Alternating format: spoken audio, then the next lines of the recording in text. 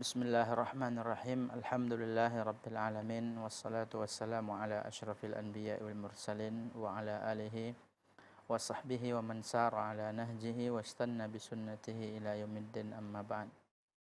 Ada pertanyaan dari saudara kita di Bogor ya. Iya. Apakah ada bacaan khusus sebelum kita takbir ketika sholat?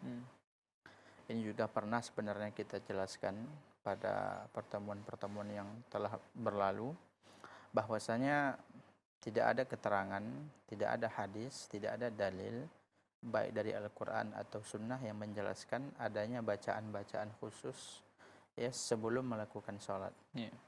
Jadi melafazkan niat itu, ya, melafazkan niat, membaca lafaz niat usolli itu adalah suatu yang tidak dicontohkan oleh Rasulullah, oleh para sahabat sallallahu alaihi wasallam, para sahabat tabi'in dan juga tabi'in.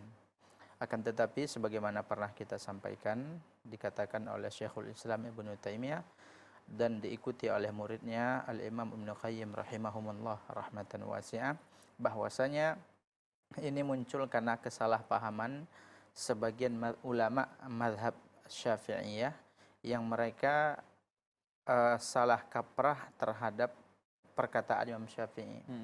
Imam Syafi'i mengatakan tentang salat, ya, wahia laisat kasyam. Salat itu tidak sama dengan puasa. La yadkhul fiha hadun illa bidzikrin. Yang seorang tersebut tidak bisa memulainya kecuali dengan zikir. Maka sebagian ulama Syafi'iyah menganggap bahwasanya zikir di sini adalah yaitu melafazkan niat, membaca usolli, ya, dan seterusnya. Yeah.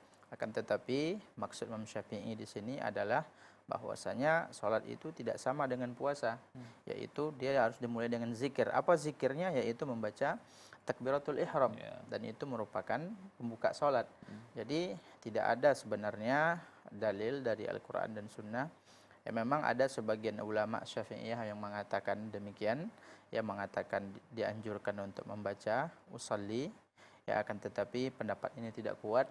Bahkan Imam Ibnu Qayyim sebagaimana yang pernah kita sampaikan, beliau mengatakan, ya, kalau seandainya ada yang bisa mendatangkan dalil, ya, dari sunnah Rasulullah sallallahu alaihi wasallam, ya, baik itu yang sahih ataupun yang dhaif, satu huruf saja tentang masalah ini, maka kalau seandainya memang ada, maka kami siap untuk mengikuti dan rujuk terhadap apa yang kami katakan. Jadi wallahu alam, demikian keterangan para ulama kita.